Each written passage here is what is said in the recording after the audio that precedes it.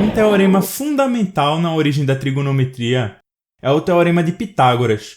O teorema ganhou o nome de Pitágoras por atribuições reconhecidas em textos de Plutarco e Cícero. Todavia, há vários indícios de que o conhecimento em si provavelmente já era comum anteriormente. O teorema diz que, em um triângulo retângulo, a soma do quadrado dos catetos é igual ao quadrado da hipotenusa. Há mais de 100 maneiras conhecidas para demonstrar esse teorema. Vamos ver uma delas. A gente pode começar com um retângulo formado por 4 triângulos retângulos de lados A e B. O retângulo tem lados 2A e B, o que dá uma área total de 2AB. Podemos rearranjar os triângulos formando esse quadrado maior. Com isso, temos um quadrado interno formado de área C ao quadrado, onde C é a hipotenusa de qualquer um dos triângulos retângulos iniciais. O quadrado maior tem lado A mais B, e portanto uma área de A mais B ao quadrado. Como a área do quadrado grande é a soma da área dos 4 triângulos retângulos com o triângulo interno, podemos escrever que A mais B ao quadrado é igual a 2AB mais C ao quadrado. Daí basta um pouco de álgebra para chegar em A ao quadrado mais B ao quadrado é igual a C ao quadrado. Antes da gente continuar, um pequeno parênteses. A partir de agora, vamos nos referir à medida de ângulo usando radiano, certo? E não mais grau. Um círculo inteiro tem 2π radianos, correspondendo à circunferência total do círculo unitário, ou 360 graus. Fazendo uma regrinha de 3, obtemos que cada radiano corresponde a aproximadamente 57,3 graus. Entre radiano e graus, a partir de agora vamos dar preferência a radiano, certo?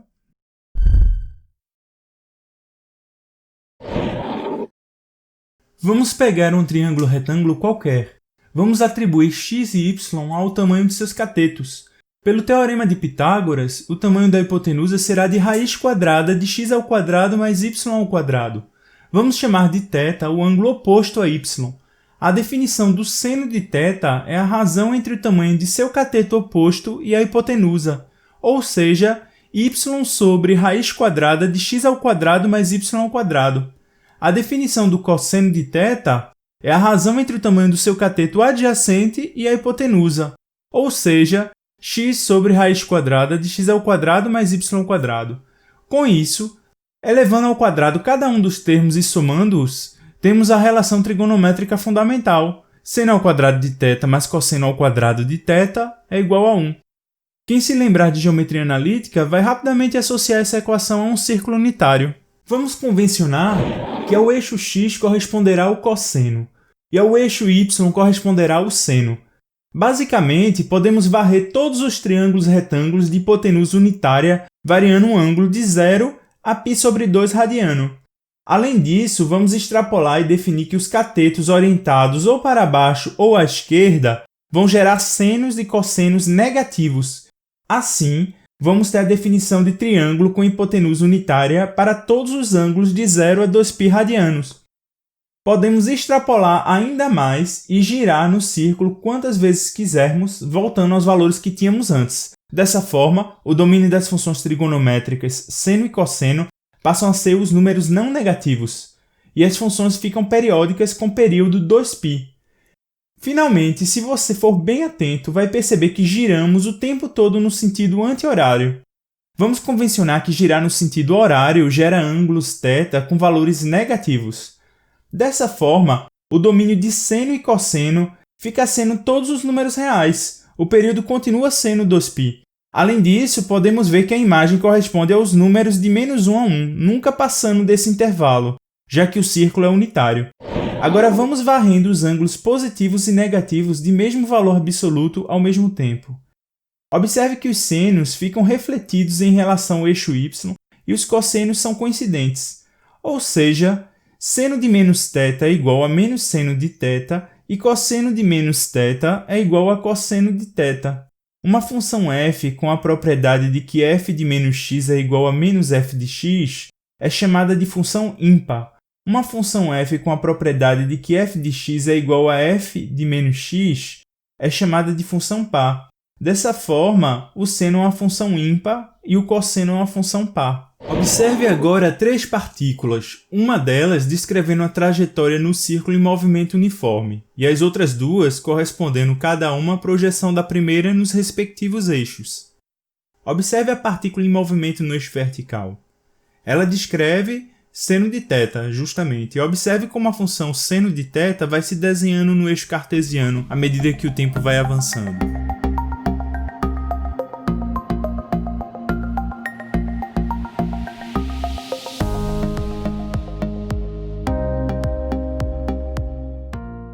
Agora observe esse segmento em rosa tangente ao círculo. Vamos ver quanto vale o tamanho dele. Considerando o triângulo formado com seno de x e cosseno de x como catetos e o triângulo formado pelo segmento vertical tangente ao círculo e o raio do círculo, por semelhança de triângulos, temos que L sobre 1 é igual a seno de x sobre cosseno de x. Essa quantidade é chamada de tangente de x e pode ser definida como a razão entre o seno e o cosseno do ângulo, ou então o cateto oposto dividido pelo cateto adjacente do triângulo. Pelo fato da tangente ser a divisão entre o seno e o cosseno, no primeiro e terceiro quadrantes a tangente é positiva, já que seno e cosseno ou são ambos positivos ou ambos negativos. E no segundo e quarto quadrantes a tangente é negativa. Então, para ilustrar corretamente, é importante perceber que o segmento definido como no primeiro quadrante agora corresponde a menos tangente de θ no segundo e terceiro quadrantes, voltando então a ser corretamente tangente de θ no quarto e primeiro quadrantes. Por isso, quando θ corresponde ao segundo e ao terceiro quadrantes, deixamos tangente de θ em linha tracejada. Observe que o domínio da tangente já não pode englobar os valores em que seno de θ é igual a 1 ou menos 1, porque a reta induzida pelo ângulo é paralela à tangente, ou seja, o domínio é os reais, tirando π sobre 2 mais k vezes π com k inteiro. Já a imagem corresponde aos reais. Podemos notar que a tangente se estende indefinidamente tanto para cima quanto para baixo. Vamos projetar agora no ponto branco, nas ordenadas, o segmento rosa correspondente à tangente de θ. Com isso, o ponto vai desenhando a tangente em função do tempo, à medida que o círculo vai sendo formado uniformemente no tempo. Note como, de fato, ela vai se estendendo indefinidamente para cima quando o ângulo se aproxima de π sobre 2 e para baixo quando o ângulo se aproxima de 3π sobre 2.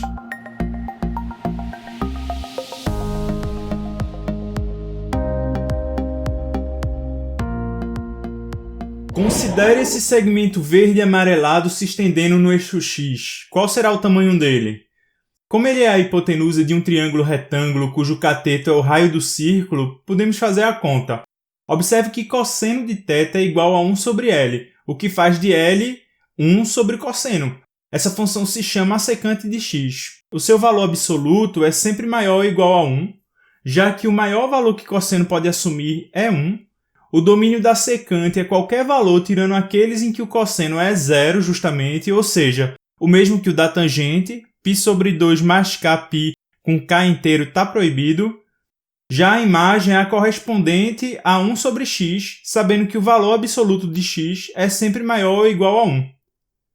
Agora vamos ver em sequência a cossecante e a cotangente de x.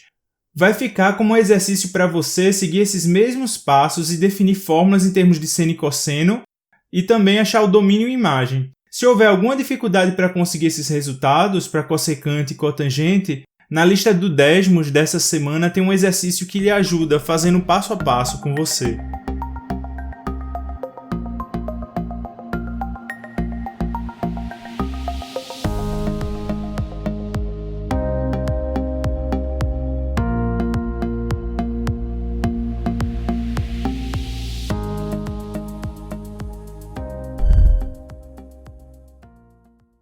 Vamos obter agora os valores de seno, cosseno e tangente para alguns ângulos específicos.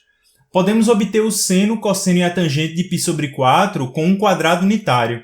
A diagonal é raiz de 2 pelo teorema de Pitágoras, cada cateto é 1. Como a diagonal num quadrado bissecta o ângulo, ficamos com o ângulo de π sobre 4 justamente. Fazendo o cateto oposto sobre a hipotenusa, obtemos seno de π sobre 4 é igual a 1 sobre raiz de 2. Cateto adjacente sobre a hipotenusa, obtemos cosseno de π sobre 4 é igual a 1 sobre raiz de 2 também. Cateto oposto sobre o cateto adjacente, obtemos a tangente de π sobre 4, que é igual a 1. É possível conseguir os valores de seno, cosseno e tangente de π sobre 3 e π sobre 6 com a ajuda de um triângulo equilátero. A gente desenha um triângulo equilátero unitário e uma de suas mediatrizes, definindo dois triângulos. Vamos nos interessar pelo triângulo à esquerda, considerando o fato de que a mediatriz define um ângulo π sobre 2 e o triângulo equilátero tem ângulos π sobre 3, sobra apenas o ângulo π sobre 6 para completar o triângulo à esquerda. A mediatriz de um dos lados do triângulo equilátero gera dois segmentos de tamanho meio, e pelo teorema de Pitágoras, temos raiz de 3 sobre 2 para o outro lado. Agora a gente obtém seno de π sobre 3 fazendo raiz de 3 sobre 2 dividido por 1, cosseno de π sobre 3 fazendo meio dividido por 1, seno de π sobre 6 fazendo meio dividido por 1 e cosseno de π sobre 6 fazendo raiz de 3 sobre 2 dividido por 1. Em seguida, a tangente de π sobre 3, basta fazer raiz de 3 sobre 2 dividido por meio, que dá raiz de 3, e tangente de π sobre 6 fazendo meio dividido por raiz de 3 sobre 2, que dá 1 sobre raiz de 3, ou raiz de 3 sobre 3. Vamos dar uma olhada em alguns valores para seno, cosseno e tangente baseado no que já temos. Em geral, para obter as funções trigonométricas em um determinado valor, procura-se encontrar o ponto no círculo para saber em que quadrante está. Em seguida, reporte-se ao primeiro quadrante pela simetria para saber o valor absoluto do ângulo. Vamos pegar seno de 7π sobre 4. Primeiro quadrante, o seno e o cosseno são positivos. Segundo quadrante, o seno é positivo, mas o cosseno negativo. Terceiro quadrante, ambos são positivos. Quarto quadrante, o seno é negativo, mas o cosseno é positivo. No caso de 7π sobre 4, ficamos com o quarto quadrante. Para conseguir o valor absoluto, basta usar a simetria do círculo para chegar no respectivo valor no primeiro quadrante. No caso de 7π sobre 4, ficamos com o ângulo em π sobre 4. Nesse caso, cosseno de 7π sobre 4 é igual a cosseno de π sobre 4, que é igual a 1 sobre raiz de 2. E seno de 7π sobre 4 é igual a seno de π sobre 4 vezes menos 1, que é igual a menos 1 sobre raiz de 2. Para obter a tangente de 7π sobre 4, basta dividir o seno de 7π sobre 4 pelo cosseno de 7π sobre 4, que no caso é menos 1 sobre raiz de 2, dividido por 1 sobre raiz de 2, que é igual a menos 1. Vamos nos interessar agora por secante de 2020 sobre 6 vezes π. Nesse caso, para achar o quadrante, a gente precisa girar no círculo uma quantidade suficiente de vezes para que o ângulo fique no intervalo semiaberto 0 incluso e 2π. A gente pode, por exemplo, dividir 2020 por 6 em divisão inteira, o que dá 336, sobrando 4, ou seja, temos um ângulo de 336π mais 4 sobre 6 vezes π. Girando 168 vezes no círculo, nos resta apenas calcular a secante de 2π sobre 3. O ângulo 2π sobre 3 nos remete ao segundo quadrante com ângulo equivalente no primeiro quadrante, sendo π sobre 3, e, portanto, seno de 2π sobre 3 é igual a raiz de 3 sobre 2, e cosseno de 2π sobre 3 é igual a menos meio. Finalmente, a secante de 2020 sobre 6 vezes π é 1 sobre menos meio, que é igual a menos 2.